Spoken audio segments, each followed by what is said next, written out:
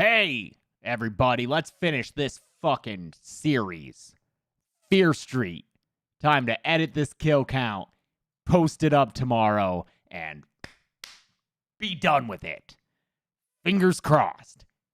Should be okay. I've uploaded a rough version of this video to YouTube. It has not been flagged or blocked.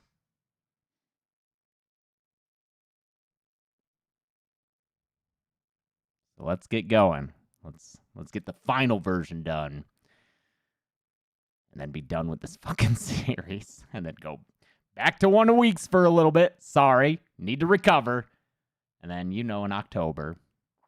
I'm going to feed you good. Okay? So, just bear with me for September.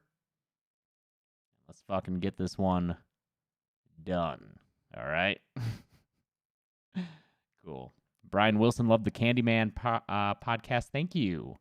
I will let Chelsea know that.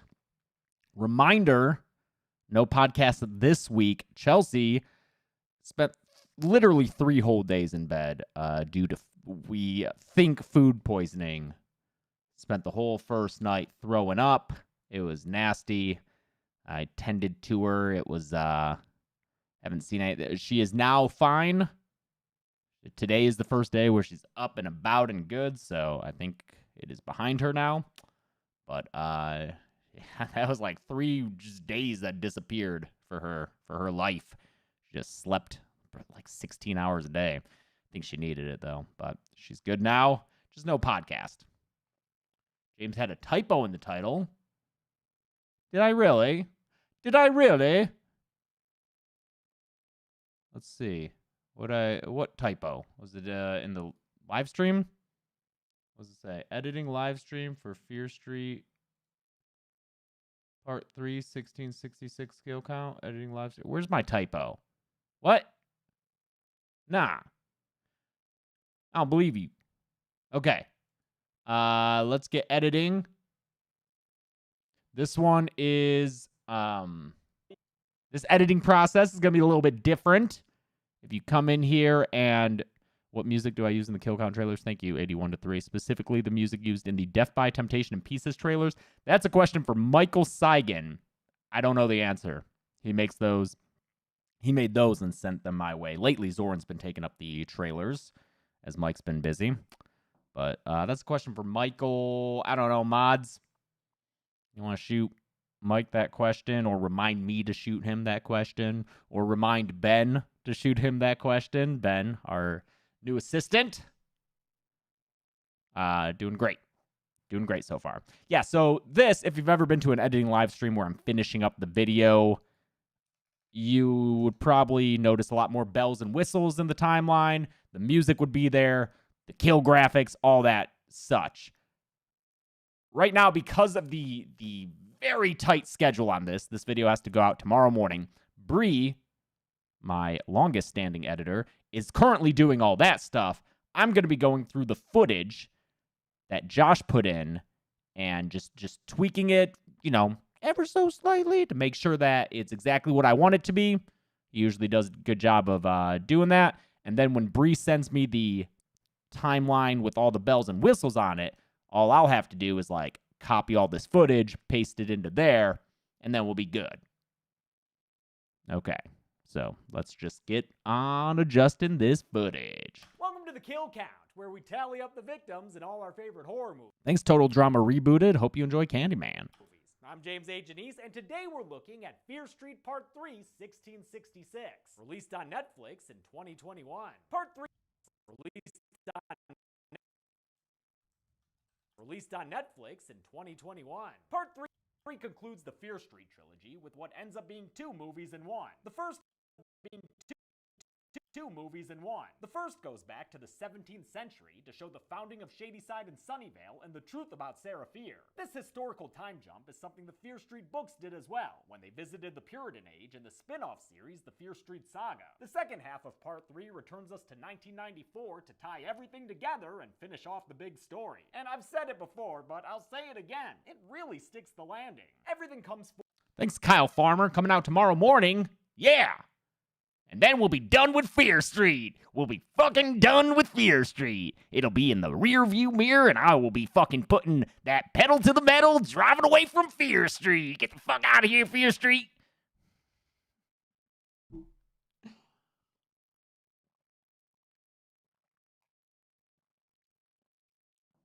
Your video made me watch the films Fallen Cheetah. Good. I'm glad. I've heard that a lot.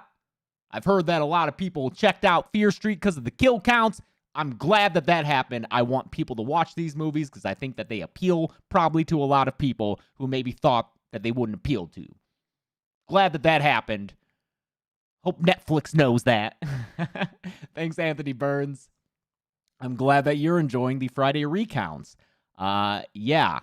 You know, I do see comments here and there being like, I'll be back when you're covering new stuff, or why would I want to watch stuff you've already done before? But you know what? I have to do those recounts for me. I have to have the Friday the 13th series covered correctly on the kill count. So even if maybe not everyone's tuning in, since I already did them, I'm doing them for me and for people like you who enjoy them. So I'll try to make it up for those other people in October with the 2 weeks, in November when I move on to something else. I guess I'll share a little tidbit. I was going to do the Scream recounts in December this year, since the new one comes out in January. I think I'm going to change that plan, just so it's not another recounted series so soon after the Friday ones. Maybe I'll recount Scream after the new one comes out on Blu-ray. I'll do the first 4 again, and then the 5th one following up with it. Because, again, Scream is one of my favorite movies, the first one. And I want that series to be done right as well. I think it's just as important as Friday the 13th. But I recognize that not everyone likes the recounts, so I'll put a little bit more of a gap in between Friday and Scream. After that, no solid plans for any other recounts. If there were to be another one, probably Child's Play, since that was also super early and those are really basic. But like Halloween, probably not going to happen. It's unfortunate because Halloween, those movies could use extra behind the scenes and stuff. It's not quite done in the modern kill count style, but it's too many movies. Like, they're not bad enough for me to go back and do 10 more episodes. So who knows? Maybe in, years I'll go back and do Halloween, but oh, I put 1966. That's what the typo was. I didn't even see that. Sure, let me change that. Where's that?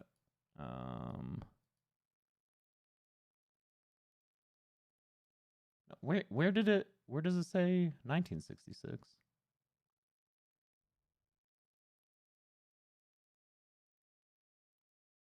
Where does it say that? Where the fuck is this typo that y'all talking about? Y'all are just y'all are making shit up. 1666 in the title. Trainor, what the fuck is this? This is an editing live stream. Welcome. Been doing these for years. Das Voltage, thank you. Still haven't seen See No Evil, no. All right.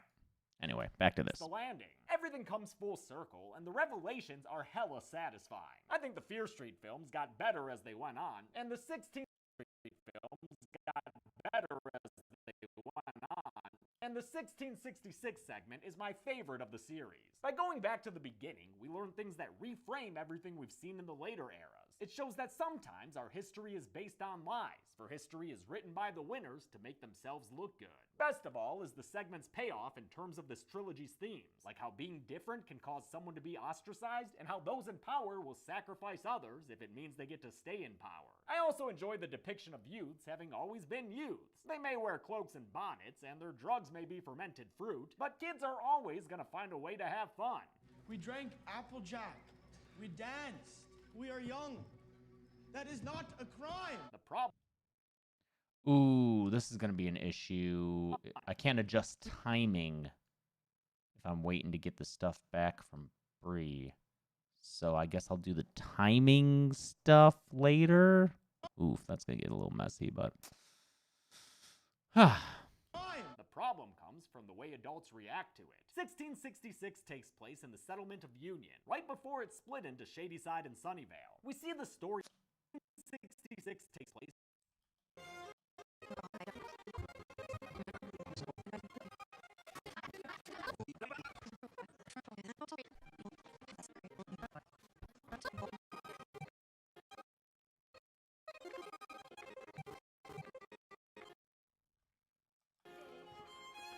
Was this shot already used earlier? Yeah, right. Okay, yeah.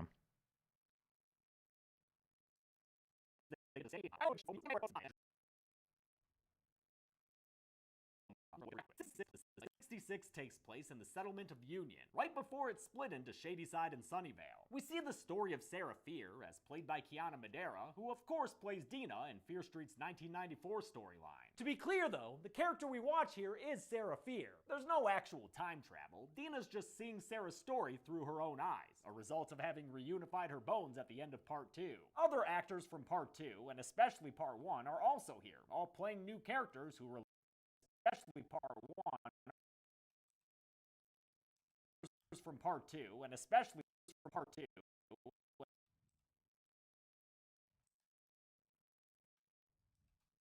Other actors from Part 2, and especially Part 1, are also here.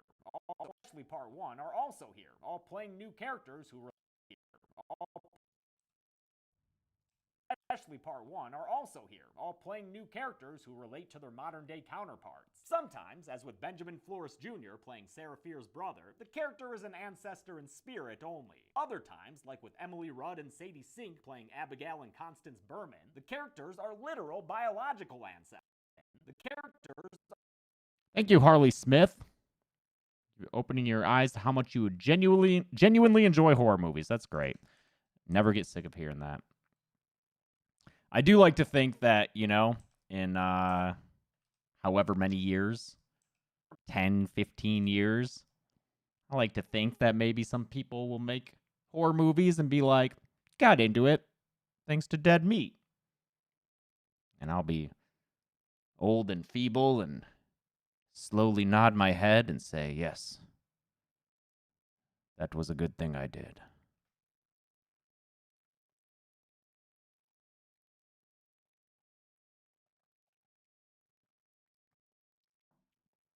Cobra, I'll put money on the third being taken down within 2 days of uploading. Haha. Thanks. Thanks for the vote of confidence. The characters are literal biological ancestors.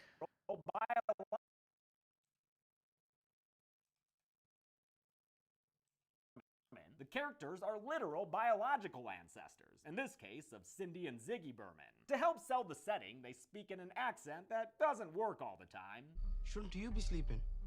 Father wanted to prove. But I honestly didn't mind. You get used to it after a while. Part 3 was filmed in the middle of Fear Street's 3.5 Fear Street.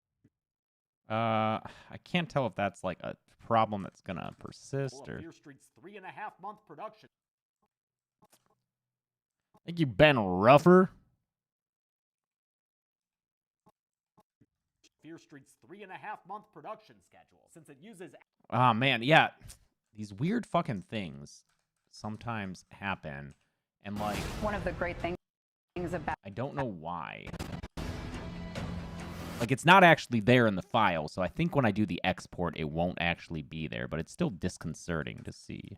Since it uses actors from both of the other installments. The actors from Part 1 filmed this after finishing their 1994 work, while the Part 2 cast filmed this before starting their 1978 stuff.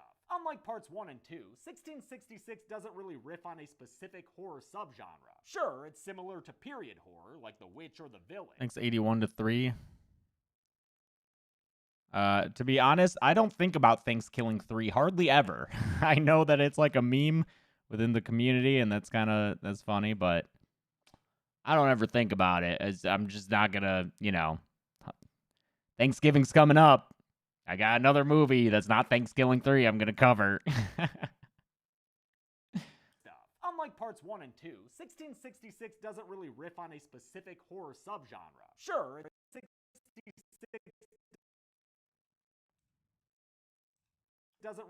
1666 doesn't really riff on a specific horror subgenre. Sure, it's similar to period horror like The Witch or The Village, but co-writer and director Lee Janiak also drew inspiration from Terrence Malick's The New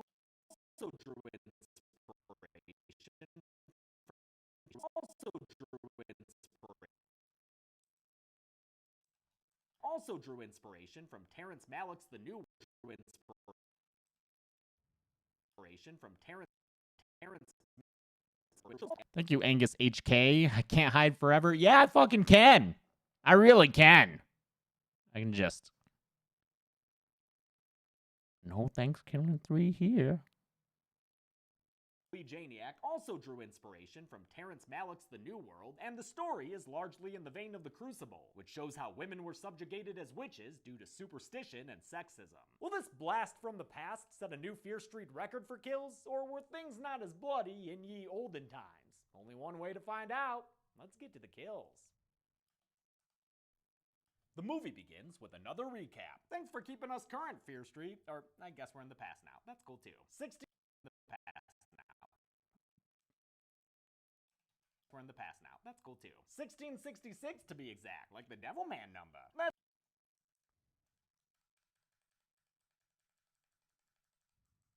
1666 to be exact, like the Devilman number. That's cool too. 1666 to be exact, like the Devilman number. That's quite a time jump. Do I think there will be more Fear Street in the future? Oh, for sure. I think Lee Janiak's already talked about it. That's quite a time jump from the 20th century, and while this village probably isn't Robert Eggers accurate, it's close enough to buy into the setting. I think the handheld camera style they use for this installment helps. I think this is a better depiction of the handheld style, and then we can move this shot over here. I think the handheld camera style they use for this installment helps, as does camera style they use for this installment helps.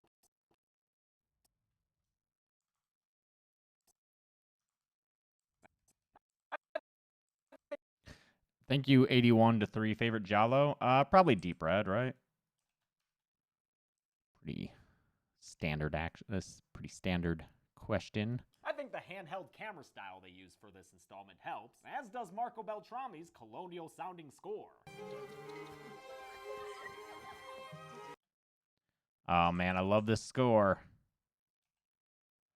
Thank you, Creative. Colonial-sounding score.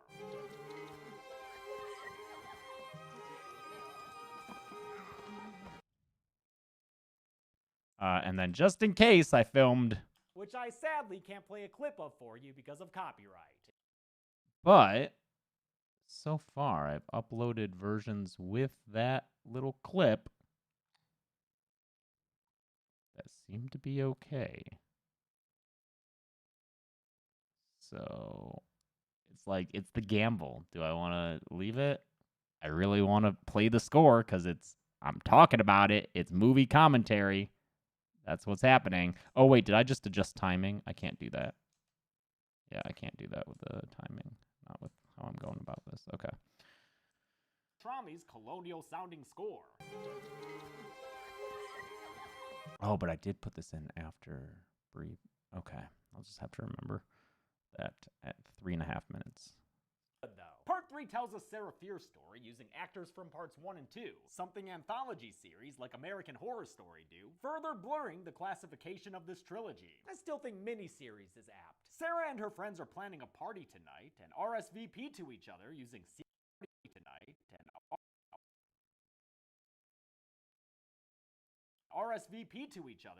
secret passphrases. Sarah and her friends are planning a party tonight and RSVP to each other.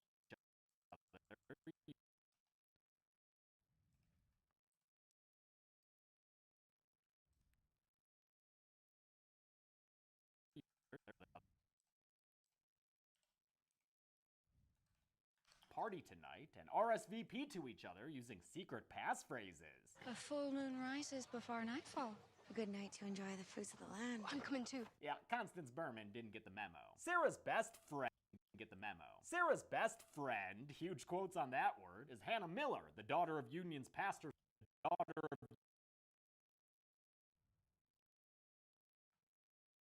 Union's pastor Cyrus Miller. Does that name sound familiar?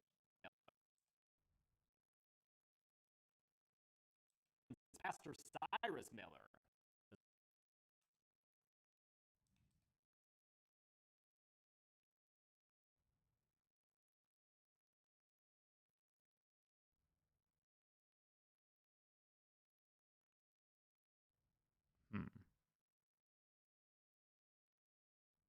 Does that name sound familiar? Cyrus Miller. Does that name sound familiar? That shot is kind of more focusing on the Berman girl. Miller. Does that name sound familiar? So what happens if I just... Ooh, that's going to be too slow if I slow this down. Cyrus Miller. Does that name sound familiar? Yeah, that looks dumb. Cyrus's scene makes me so sad. I like that they have this one shot of him. You only get this one shot of him to see him pre-possession. But I do think it does a good job of showing that, like, oh, he's a fun guy. Union's pastor Cyrus Miller. Does that name sound familiar? Maybe if you... What if I just lengthen out this whole thing? 88%? That should work. Union's pastor Cyrus Miller. Does that name sound familiar? Maybe if you see it written down. Sarah and Hannah's relationship is the spine of 1666, just like Dina and Sam's was in 1994. But in part 1, we saw them at their most toxic towards each other. Seeing them loving and flirty here makes for a much more loving and flirty here.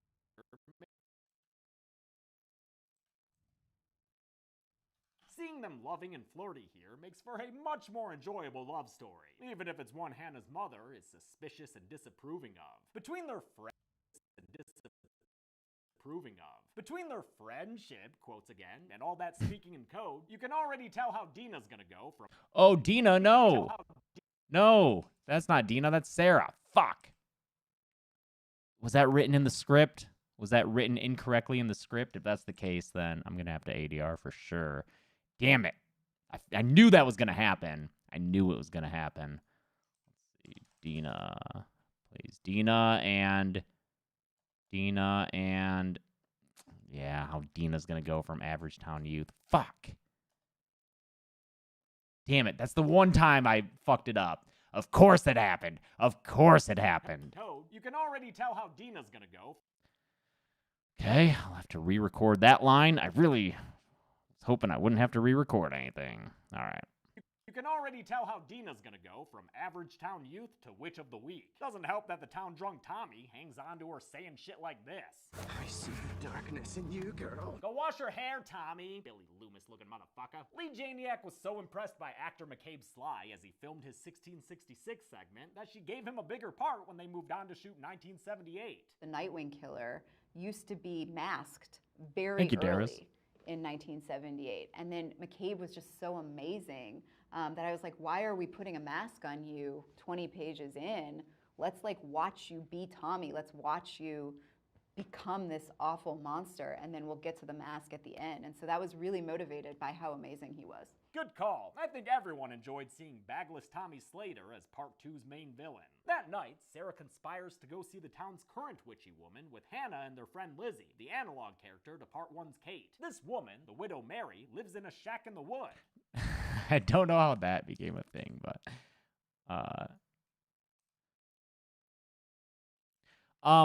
Analog character, is that... Thanks, Dead Meat Shorts. Is analog character correct? Analog character? I know, like, analogous. Does analog still make the same sense? Current witchy woman with Hannah and their friend Lizzie, the analog character to Part 1's Kate. This woman, the widow Mary, lives in a shack in the woods, possibly in exile. Oh, that was a Cabin in the Woods reference, wasn't it? Lives in a shack in the woods. Okay, we could sell that joke if we use the Cabin in the Woods sound effect. Let's try that.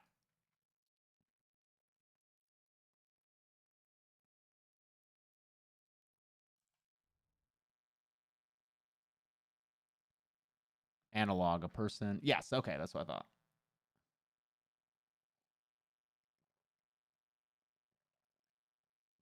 That's a noun, not an adjective. The analogous character. The analogous character. The analog character. Her character is the analog. The Kate, the analog to. So would removing the word character have it make more sense? I wonder if it just makes sense on its own. The analog character.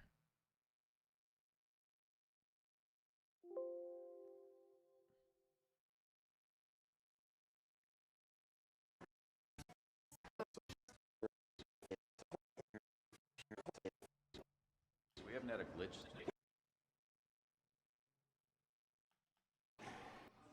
Are you even listening to me?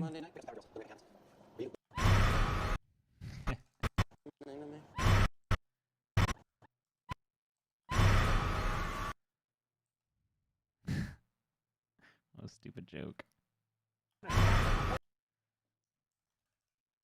Lives in This might be something where we do like this. Hey, Veronica. Oh, are you trying to come over here and grab your corkscrew? You know I don't answer my texts when I'm live stream editing. Sorry, Vern. Yeah, you can come over and get your corkscrew.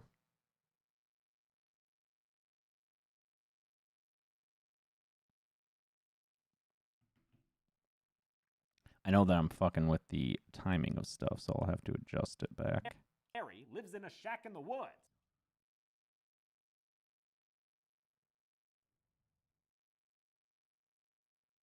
Shack in the woods.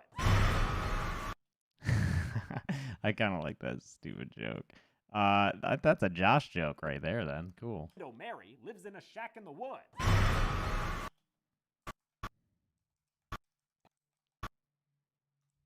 Shack in the woods.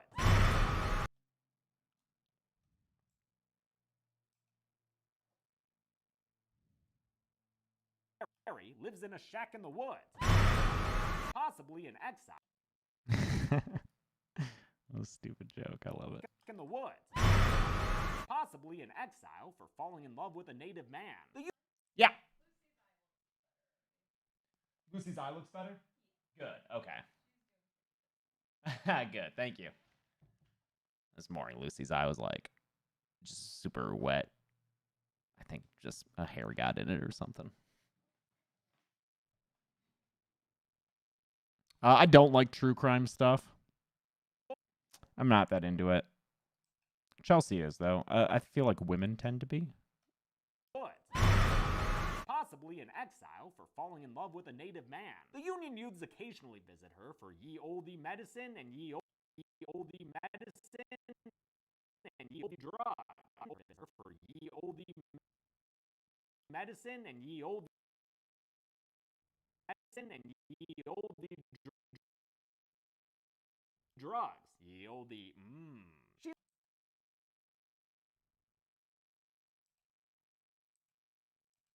Ye olde drugs.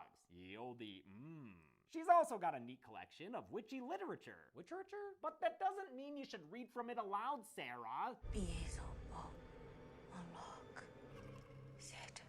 Man, why these kids always reading spooky books? Things clearly evil. Look, that's some Antrim shit right there. The widow appears, played by Jordana Spyro, who played Part 2's Nurse Mary Lane. I forgot to mention it, but she also appeared in Part 1, showing us that Nurse Lane is still alive in 1994. The widow is analogous to Nurse Lane's role as a blade-happy doomsayer, and she tells Sarah Fear that the devil's gonna get her. Damn, lady, these kids just wanted some drugs. Looks like they were able to procure them anyway, and the youths take turns dosing themselves with berries around the fire. Whoa, man, you feeling this shit? It's like I'm in an industrial music video. I like that they get high off of actual blueberries here, since that was a nickname Kate used for the drug she was peddling in 1994.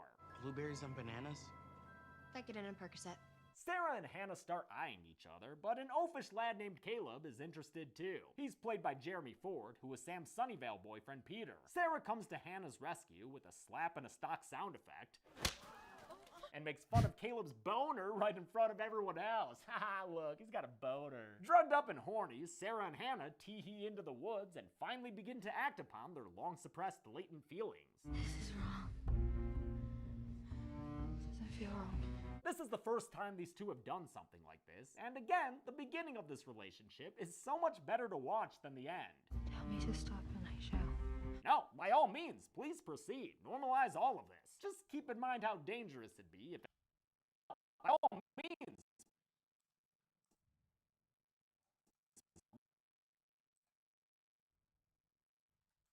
No, by all means, please proceed. Normalize all of it.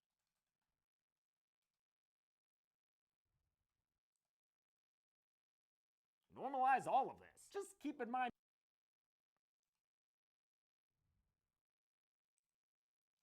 Proceed. Normalize all of this. Just keep in mind how dangerous it'd be if anyone else saw you. Ah, shit. Someone saw you. They'll hang us, Sarah. Yep, that's how dangerous it is. Yep, that's how dangerous it is. So maybe don't tonsil box while that drunk douche Tommy's watching. The next morning. I'm from a little country in the EU called Denmark. I've heard of Denmark, yeah. Yeah, Rasmus, I've heard of Denmark. Thanks for the nice comment.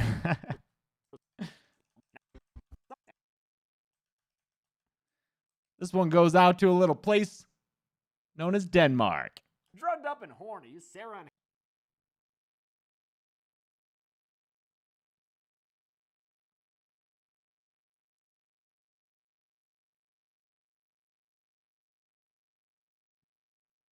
Yeah, there's trolls in the stream. Super cool. I just, every time something like that happens, I'm like, there's a person on the other side of that account who just must be the most insufferable, miserable, sad human being you can imagine.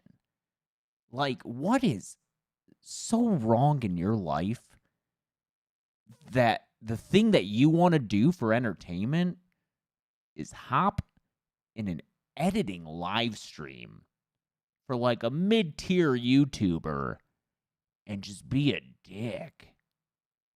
Like, how fucking pathetic is that life? What? Like, dude, go read a book. This fucking time that you're spending doing this, you could be reading a book. You could be watching a new show. You could be practicing and learning a new skill. Like, how sad is that? It just makes me weep for them, No one should have to live a life that devoid of meaning. It's just, yeah.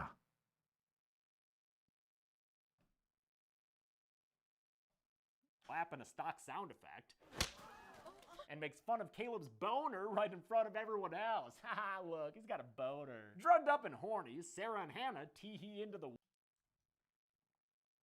See, normalize all of this. Just keep in mind how dangerous it'd be if anyone else saw you. Axel, also from Denmark. Very nice, very nice. Got some Danes in the chat. It is Danes, right? Just keep in mind how dangerous it'd be if anyone else saw you. Ah, shit, someone saw you. They'll hang us. What up, the 3MS? Yep, that's how dangerous it is. So maybe don't tonsil box while that drunk douche Tommy's watching. The next morning, Hannah's got a problem. Her dad's a human fly farm who keeps muttering to himself at the altar. Ah, man, and is he hearing voices whisper his name? Yep, that can't be good. We all know what flies and whisper voices lead to in this series. Hannah's worried that their lesbian dalliance may have caused... Is dalliance the right way to say it? I said it a few different ways when I recorded, just in case. Dalliance. Dalliance. Hell yeah, it is. may have caused this sudden sickness. And in any case, her mom ain't happy about their so-called friendship. Not one bit. Damn, lady. Goody Miller tosses Sarah Fear out of her house into a crowd of Union citizens who have already heard about her and Hannah. Drunk Tommy's been spreading it around, and at this point, even Sarah's dad knows. He blames himself for not raising her properly after her mother died. You were raised like a boy. That gave you too much freedom. Fuck yeah, thanks, Bree. Bree says she just emailed it to me so I can quit doing this weird kind of half thing and working. Thanks again, Bree, for emailing it and for letting me know in Slack. So let me save this. Where am I at? 8:15 out of 26. Okay, I'm feeling okay here. All right. FS1, BP finalized. FS3, BP finalized. Okay. Let me go ahead and import this sequence. I'll just import a selected sequence here.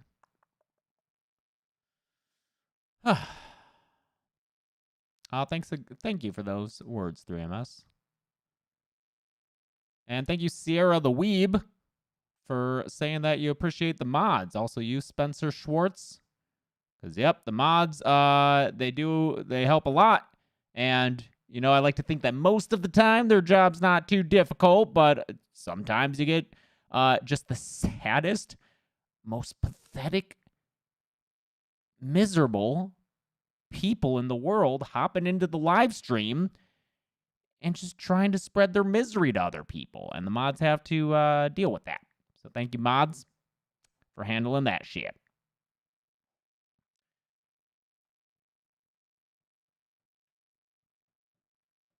Nathan from Germany, what up? Thank you, Hasbaz. All right, let's see. Sequences. Got that V7 BP. Oh, am I working in the JL? Ooh, whoops. That's not best practices. Oh, well.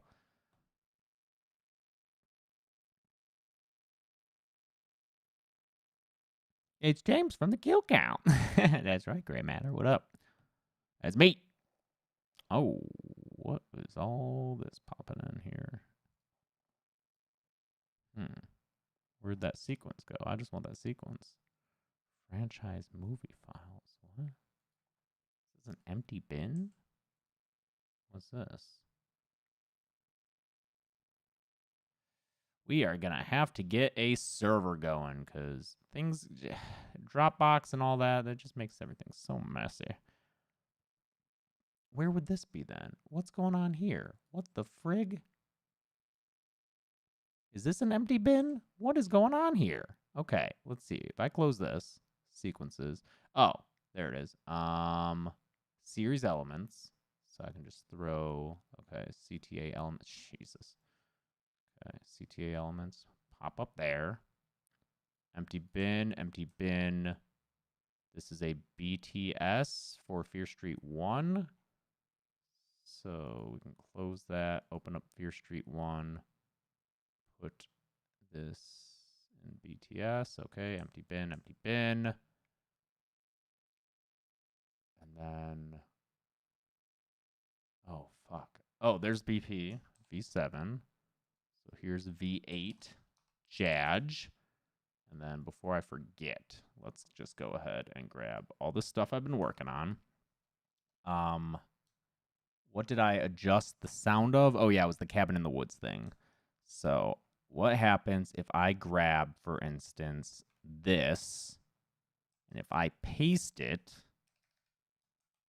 here, will it line up? It does line up. That's fucking beautiful. Great. Okay. In that case, I can grab the next chunk going up to the Cabin in the Woods joke.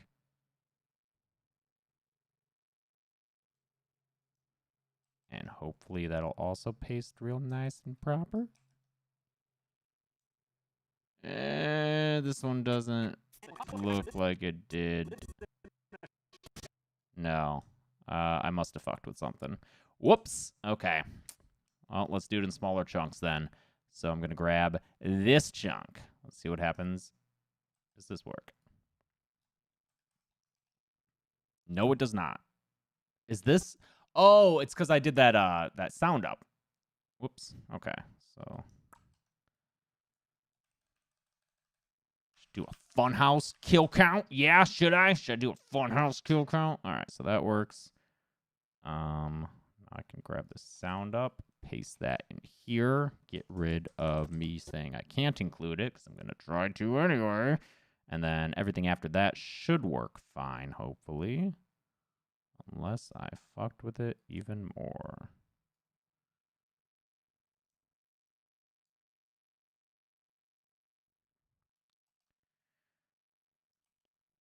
Oops. Yeah, I think that's going to work.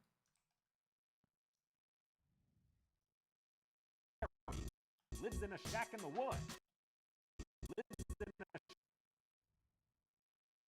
Lives in a shack in the woods. Possibly. Okay. And then let's paste in that little joke here. Okay. Thanks, Colin Puckett. Remake of The Crow. I don't know. The Crow is one of those weird ones that like I still haven't seen. I consider it one of the biggest blind spots I have that I just haven't gotten around to seeing yet. Back in the woods. Possibly. Woods.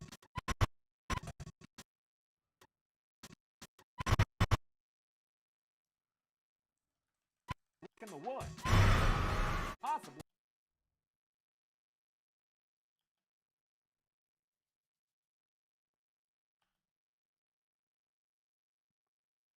Do I like or listen to Frank Sinatra? Not really. No. I think he was a shit person, and then lounge music doesn't really do anything for me.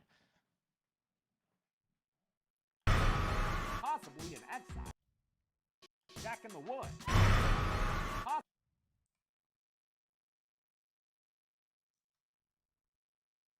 In the woods. Possibly an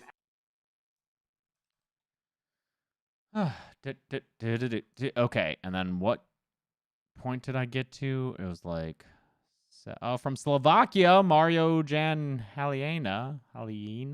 Yeah, probably fucking that up, but thank you. Yeah. Okay, that worked. And at what point did I get to? Past that. Up to, oh, that's where I was. He was about to say that she's not ladylike. Oh, that works too. Great. Okay. So now that I've gotten that done, I'm going to go back and do all the, Jesus.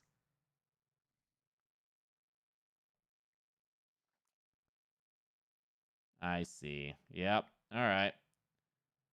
Thanks for, we're just going to get rid of that. Okay. Now that doesn't show up. Cool. I don't need to see who fucking subscribes. Thank you, Marcus Weber. Am I now good friends with Spencer? Yeah, I got to record some ADR for him today, actually, for the next Ink music video coming out.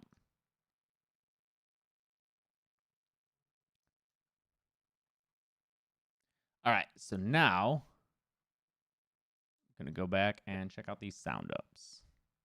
to have fun. We drank Okay, cool. We drank Applejack. I didn't even know Applejack was a thing that wasn't the cereal. But it's a alcohol. He's gonna find a way to have fun. We drank Applejack.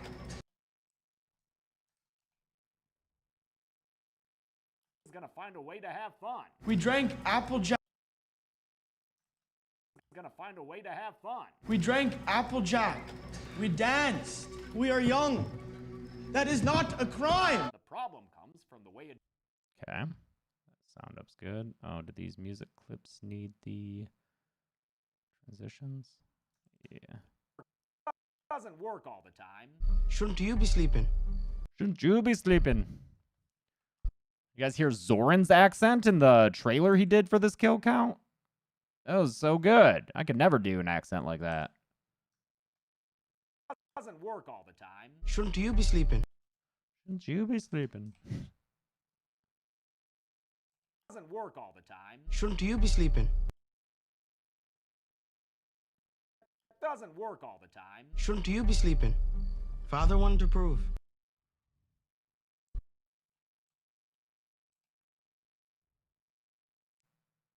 Yeah, the "we're being punished" bit. It was so funny. He did a cut of the trailer without a mention of the copyright, and then I was like, dude, let's put in a line about the copyright just in case something happens. And he was like, all right, I'll go back and do that. And then he put in that sound up, and I thought it was so funny. Work all the time. Shouldn't you be sleeping? Father wanted to prove. But I honestly didn't mind. You get used to it after a while. Part 3 was filmed Thank you, Vanos Crew Clips. Do I watch people react to my videos? No, I don't have the time to watch people react to my videos. I hope they react positively. That's all I got.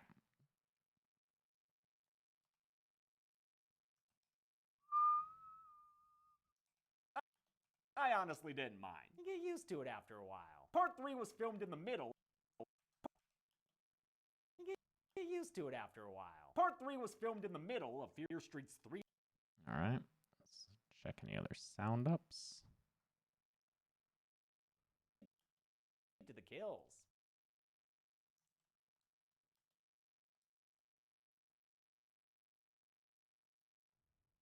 Colonial sounding score. Oh, yeah, this is...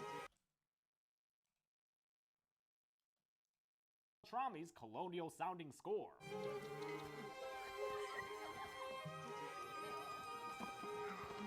Part 3 tells a Sarah Fear story using actors from parts 1 and 2. I remember back when Premiere didn't function like a piece of shit all the time.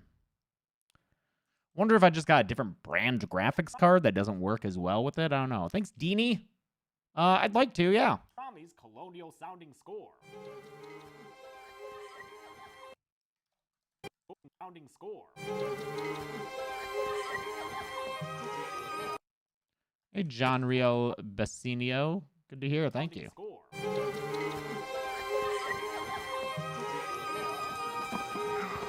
Part 3 tells a Sarah Fear story. Secret passphrases. A full moon rises before nightfall. A good night to enjoy the fruits of the land. I'm coming too. Yeah, Constance Burn. Enjoy the fruits of the land. I'm coming too. Yeah, Constance Burn.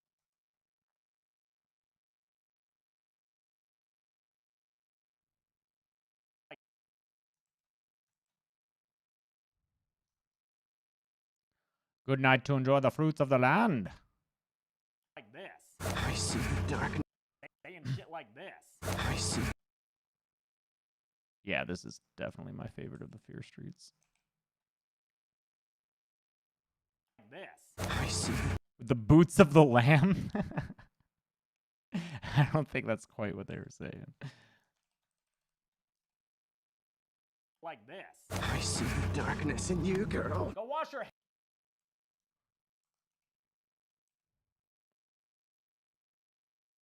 You, girl. Go wash your hair.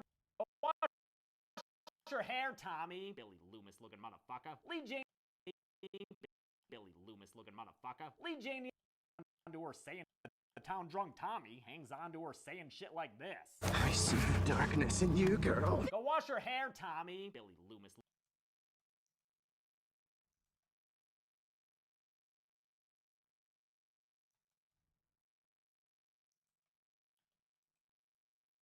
Darkness in you, girl. Go wash your hair, Tommy. Billy Loomis looking motherfucker. Lee Janiak Thanks, Marcus Weber.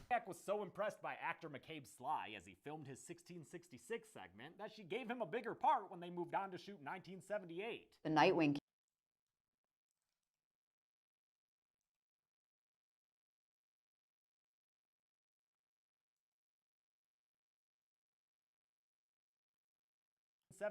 The Nightwing Killer used to be masked very early in 1978. And then McCabe was just so amazing that I was like, why are we putting a mask on you 20 pages in?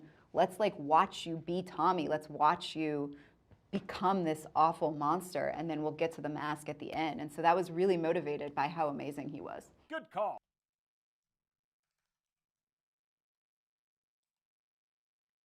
Have I seen CM Punk's return? Yeah, it was fucking incredible. And I'm Currently halfway through this week's Dynamite, and then I gotta catch on. I gotta watch Rampage all before Sunday's All Out. But by how amazing he was. Good call.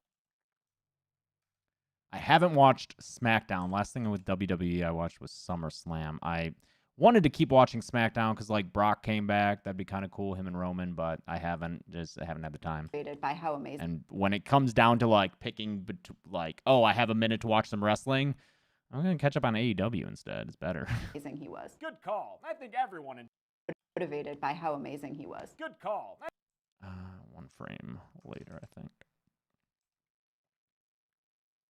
By how amazing he was. Good call. I think everyone enjoyed seeing bagless Tommy Slick. Okay, so that's all good. And now this. Shack in the woods. Mary lives in a shack in the woods. Vern's here to pick up her her corkscrew that she lent me for Friday the 13th, the final chapter. So let me go get that for her. I'll be back in probably like 5 minutes.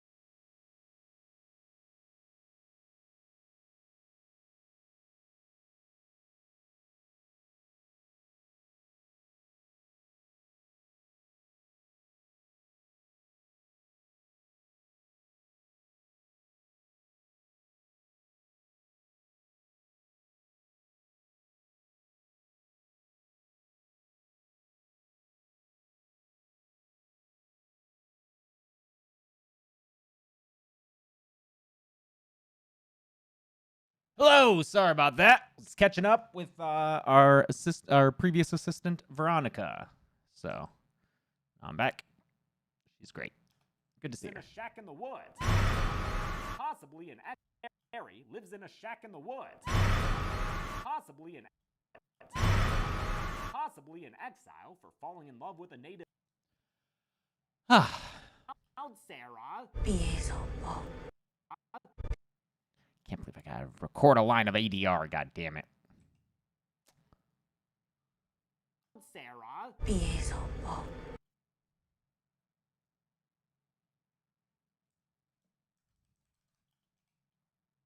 Sarah.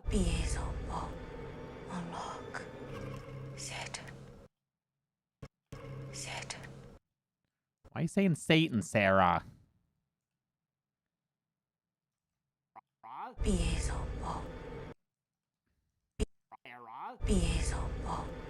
Unlock.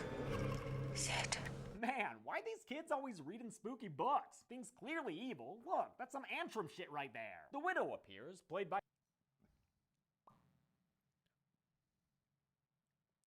Satan. 1994. Blueberries and bananas. I like to eat blueberries and bananas. 1994. Blueberries and bananas. Vicodin and Percocet. Vicodin and Percocet. I like to eat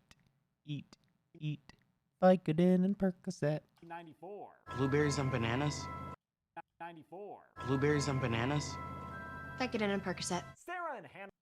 94. Blueberries and bananas. Vicodin and Percocet. Sarah and Hannah start eyeing each other, but an stock sound effect. Thanks, Marcus.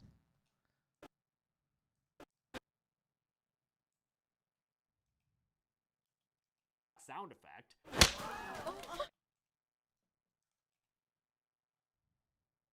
Sound effect. Sound effect. Repeated slaps. Stock sound effect. Sound effect.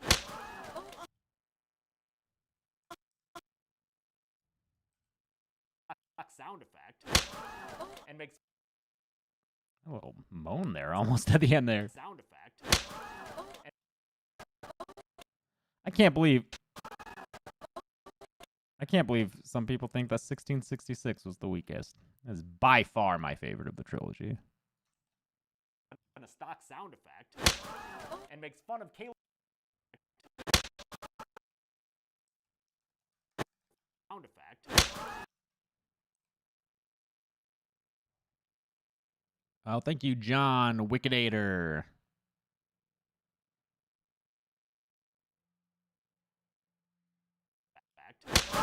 And sound effect. And makes fun of Caleb. Can I get rid of that little noise at the end, or is it too... Sound effect. And makes fun and makes fun of Caleb's boner right in front of everyone else. Haha, look, he's got a boner. Feelings. This is wrong.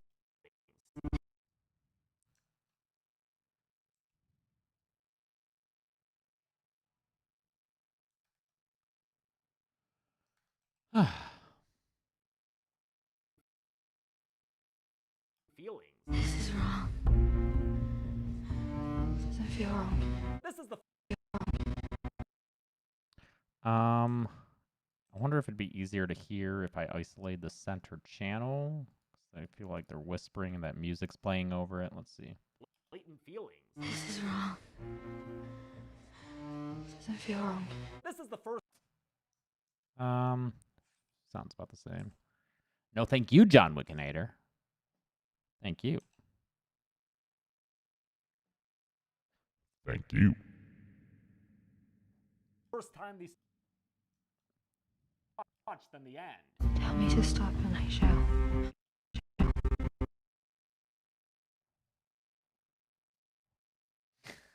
Bye, Vern. to watch than the end. Tell me to stop and I shall. No, by all means, please proceed. Normalize all of this. Just saw you. They'll hang us, Sarah. Someone saw you. They'll hang us, Sarah. Yep, that's how dangerous it is. Whisper his name.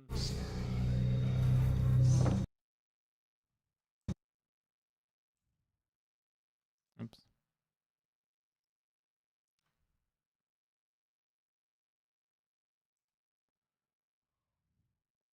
Whisper his name.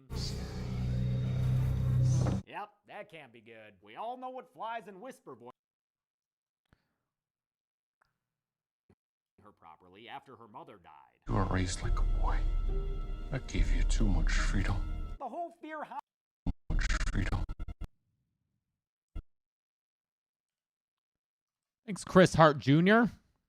I will hug Lucy for you. Then I'll hug Lucy for me.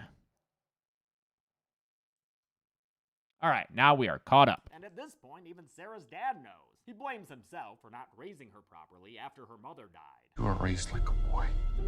That gave you too much freedom. The whole Fear household is falling apart, in fact. There are bugs in their food and their livestock's eating their own young, as discovered by Sarah's little brother, Henry. Whatever's plaguing their home is also spreading to Union at large, as the town suffers from bad food and wild horses. Aw man, and a poisoned water well. Aw man.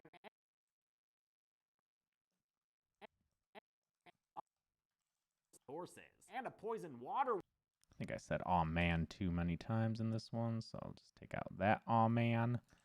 Aw man. Wild horses. And a poisoned water well. With Sarah's little dead dog Maribel. Oh no! Drunk Tommy poisoned water well. And a poisoned water well. With Sarah's and a poisoned water well.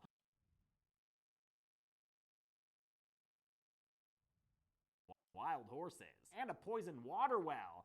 With Sarah's little dead dog Maribel. Oh no! Drunk Tommy proselytizes that this is the devil's doing, and his words strike home with citizens such as Elijah Good, played by Matthew Zuck, who's Mayor Will Good in the 1994 storyline. If there's one good boy around, you know he's got a brother. And Elijah Good's brother is Solomon Good, played by Ashley Zuckerman, who's Sheriff Nick Good in 1994. Sarah is one of the few people in town who looks after one of the few people in town who looks after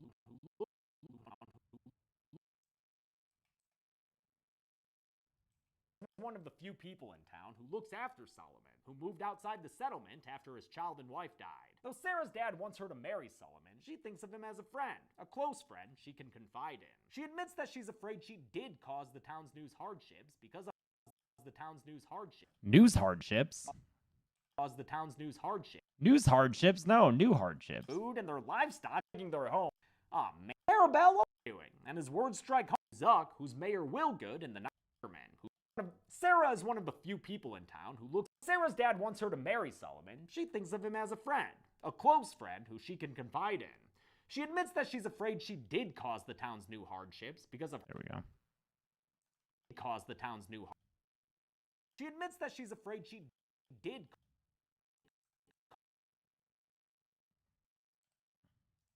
She's afraid she did cause the town's. She admits that she's afraid she did cause the town. She did cause the town's new hardships because of her and Hannah. She admits that she's afraid she did cause the town's new hardships because of her and Hannah's wicked sapphic love. Maybe. Our Lucy and Chelsea, they're good. Chelsea's playing a game. What's it called? I always forget the names of the game she's playing. I don't know, it's like a murder mystery. She's running around in a big old town. It's got like a Miami Heat kind of aesthetic. Very pinks and purples and stuff. Thank you, Justin Odell. Did cause the town's new hardships because of her and Hannah's wicked sapphic love. Maybe the devil is in me. Solomon. In me. Solomon. In me.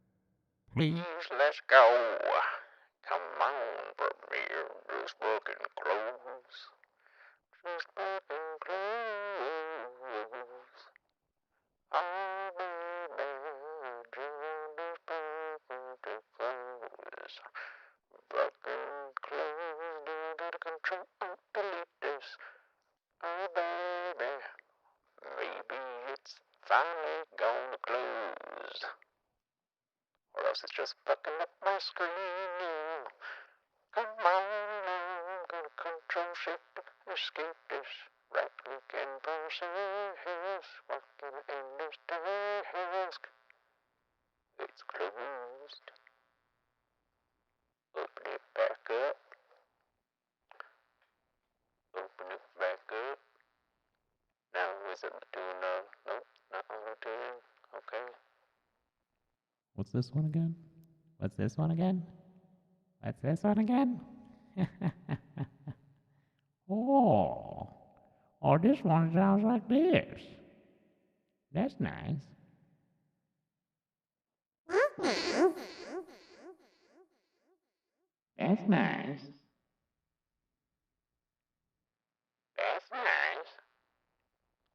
That's nice. What's this one again? Oh, Jesus. That's not nice.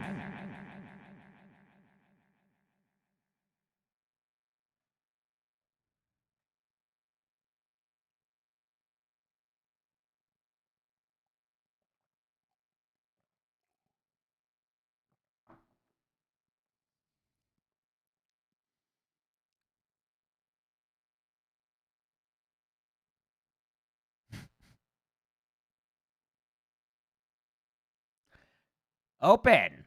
Sesame. Melon.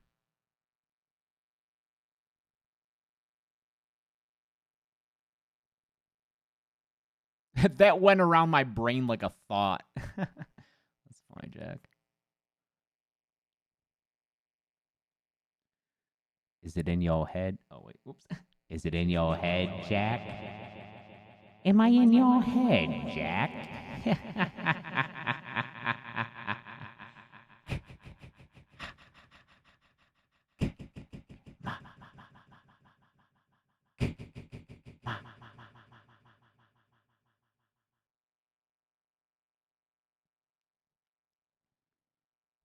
Neither can the 12 dead kids slumped over in these pews, including Constance Burmer, the 1666 version of Ziggy, and Sarah's brother, Henry Fear. Wait a minute. Is it Burmer or Berman? It's Berman, isn't it? Fuck. How did I make that mistake, and why did no one fucking tell me about it? Fuck. God damn it, another fucking ADR. Fuck. Edit this. Burmer. The fuck's a Burmer? Gonna pick up some Burmer phones.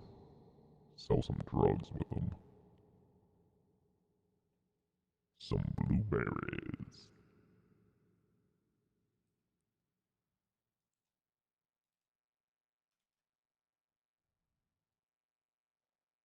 Update. Go. Okay, and then Burmer, another ADR line. These pews, including Constance Burmer, the 1666 version of Ziggy, and Sarah's brother, Henry Fear. A later shot of their bodies confirms the count of 12 and calls back to a similar shot at the end of the Camp Nightwing.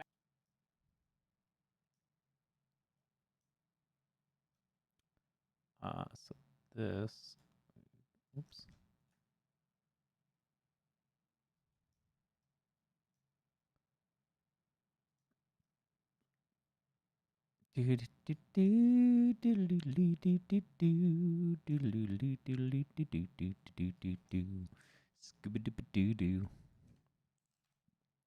Y'all ready for Bryan Danielson on Sunday?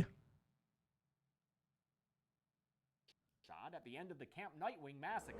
Pastor Cyrus Miller comes after Sarah Fear, but Pastor Cyrus Miller comes after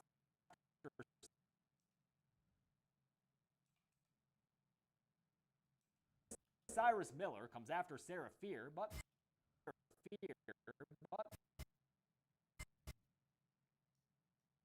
Ruby Soho? Is she gonna be in AEW confirmed? That'd be dope. Sarah Fear, but Solomon Good saves her by stabbing the pastor with a pitchfork. With that, the town's first horrific tragedy concludes, but we all know it would be far from the last. The town blames the possession on witchcraft and has a meeting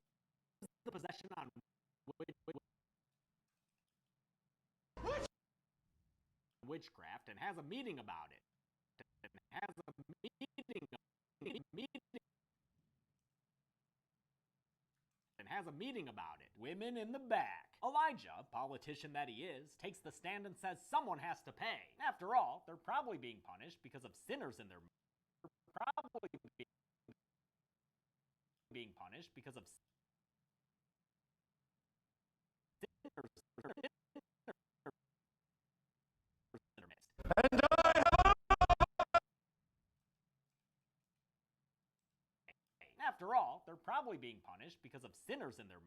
And I have a...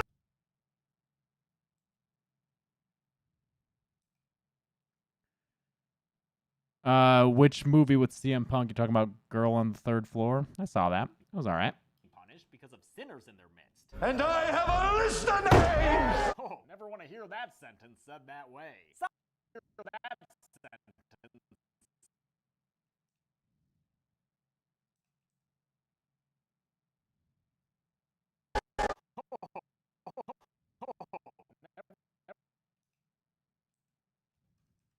Never want to hear that sentence said that way. Solomon tries to bring peace, but Caleb testifies that Hannah totally witched him the night of the party, brah. She, used witchcraft to give him that embarrassing boner, and then she and Sarah Fear got down and dirty with the devil. A cry of witches goes up, and the men of Union goes up.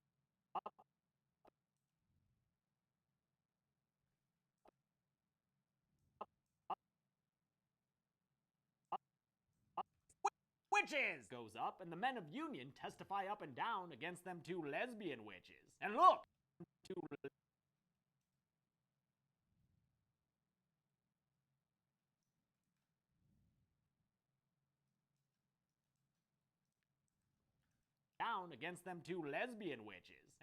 there they are now, lesbian witching up that window.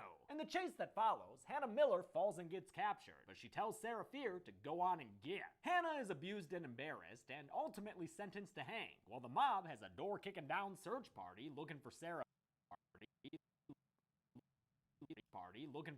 Fear. She manages to sneak around them and get into the church to talk to Hannah, where they realize there's nothing that they can do to make the town believe they're not witches. Everyone believes.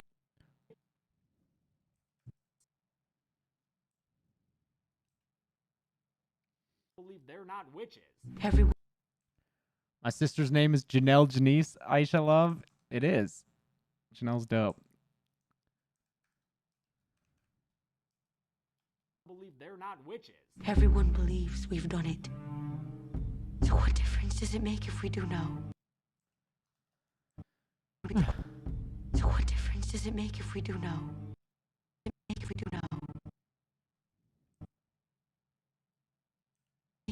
we do now. Yeah, it's kind of like double jeopardy, so might as well make a real deal with the devil. No way that dude can be worse than the townspeople looking to hang them for their love. This is an awesome scene with a powerful performance by Kiana Madera. We've seen that so far, Sarah Fear isn't the legendary witch she's been made out to be, but this may be the moment where that all changes. They want a witch.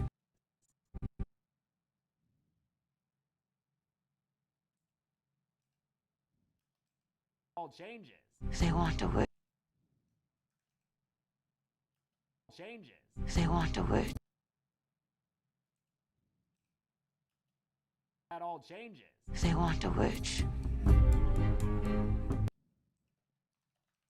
They want a witch.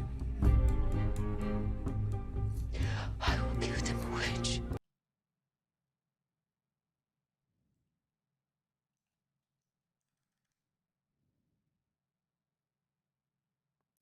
Man, if Premiere responded faster, I wonder how much time I could save on my editing. Probably like an hour, cumulatively. I will give them a witch. Fuck yeah. Sarah goes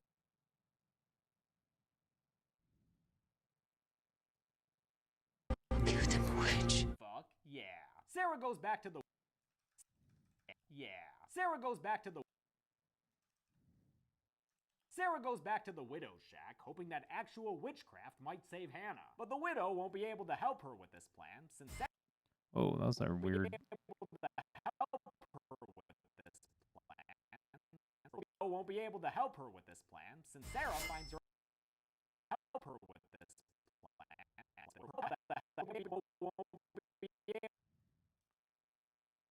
Able to help her with this plan, since Sarah help her with this plan, since Sarah finds her on the floor with her neck slit, long dead.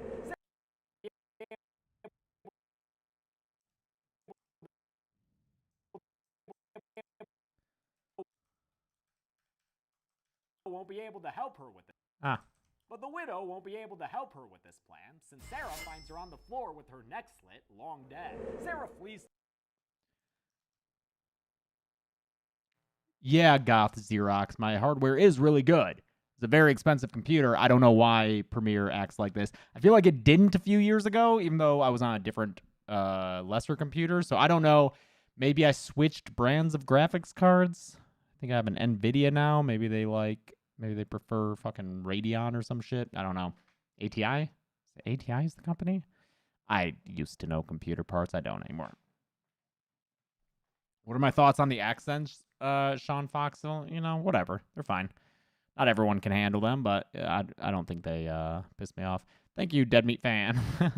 Sarah flees to Solomon's cabin and begs him for help. She says the widow's dead, and since the widow's devil book was open, someone in Union must have already made a deal with the devil. In exchange, perhaps for power?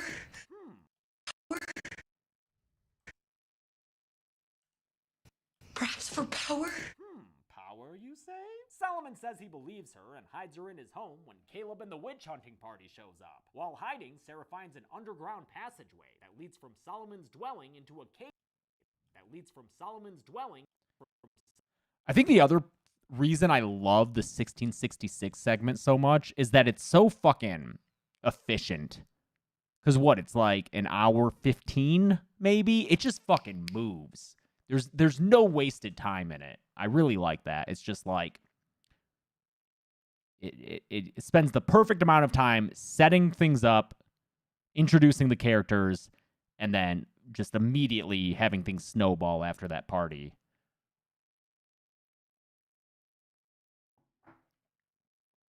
that leads from Solomon's dwelling into a cave with a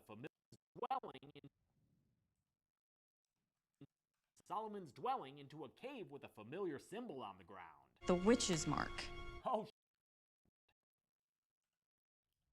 The witch's mark. on the ground. The witch's mark. Am I watching All Out tomorrow? Fuck yeah, I am. What's the prediction on Jericho, dude? You think he's done? You think he's gonna lose? Also, I just gotta say, I hope that the pay-per-view is fucking bumping, because I'm having friends over. Friends who have begrudgingly watched various WWE pay-per-views with me throughout the past couple of years, being mildly entertained by them most of the time, I would say. But tomorrow I'm having people over for the first time to watch AEW, and I've told them, this is AEW, it's different, I think it's better, and I really hope that it's good, because I'm introducing like 10 or more people to it. So I'm like, please just fucking be a great show so that they can maybe get really into this. Because, you know, my friends, we're all, you know, film people. They hate the things that I hate about WWE, like all the fucking corporate shit, and are less forgiving of the of how shitty it is most of the time. Thank you, Aiden Monaghan. Familiar symbol on the ground. The witch's mark. Oh.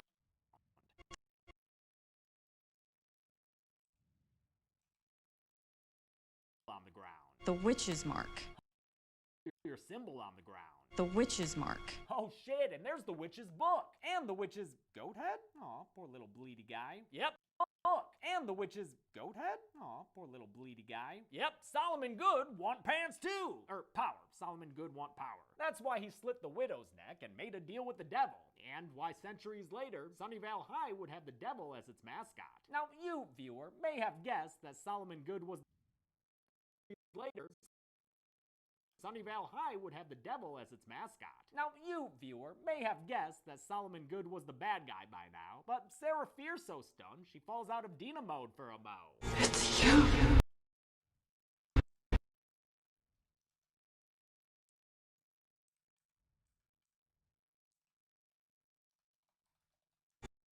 Dina mode for a mo. It's you. It was him. Jericho def gotta win so fans can keep singing Judas. I kinda want Jericho to lose, dude. You know, yeah, you know, whatever. There's so much talent in AEW. I think that it's fine if Jericho has a retirement. Mode for a mo. It's you. It was him. He's also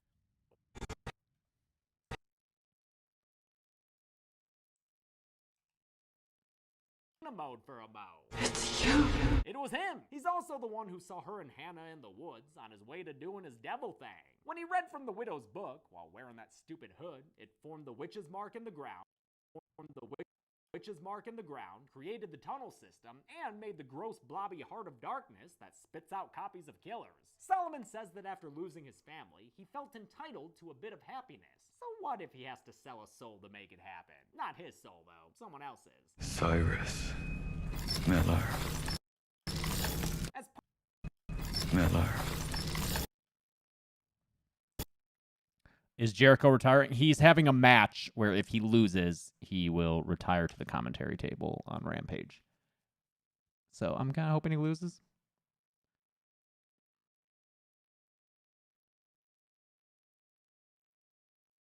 I'm sure even if he loses, he'll have other matches, but I'm sure it'll be like a retirement. Also, anyone who does watch AEW, can you help me understand Kenny Omega? What's his deal? Like, what's his deal? How would I describe him to someone? When my friends are going to be like, who's Kenny Omega? What's his deal? What the fuck do I say? I'm like, I don't know. Is a douchey champion? Miller. As part of his deal with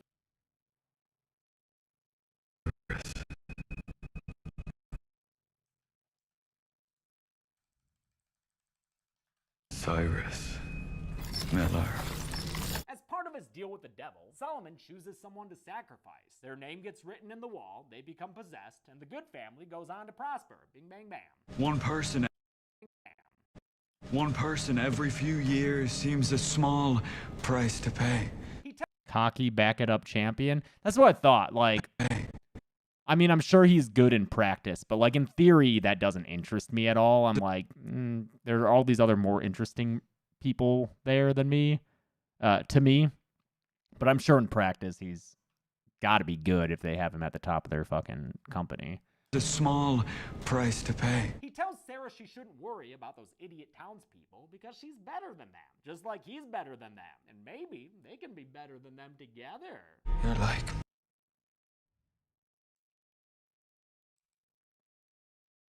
Better than them together. You're like me.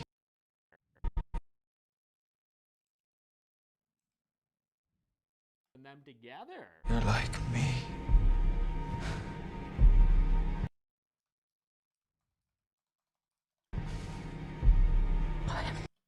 Me.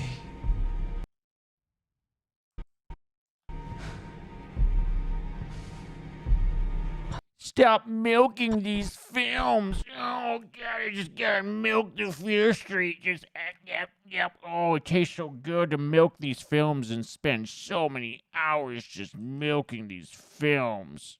I'm not doing them because people requested them so much. I'm just milking the films. You're like me. I am nothing like you. Oh, so So that's a no on the proposal? Well, it wasn't a real one. More like a trial balloon, you know? Sarah runs away from Solomon in his stinky caves and nearly trips over the pulsating blobby heart of darkness. Careful there, Sarah. That's probably like your only set of clothes. Solomon catches up to her and screams that he loves her, but sends a bit of a mixed message when he, holy shit, cuts off her friggin' hand! Just like Sarah Fear never actually made a deal with the devil, she also never cut off her own hand. It was always Solomon. Ah! That's not going to fly for the public version. Haha. But sends a bit of a mixed message when he, holy shit, Guess we'll have two versions of this one. cuts off her friggin' hand! Just like Sarah Fear never... Ah, he grabs it too. Just like Sarah Fear never actually made a deal with the devil, she also never cut off her own hand. It was always Solomon. Ah! It was always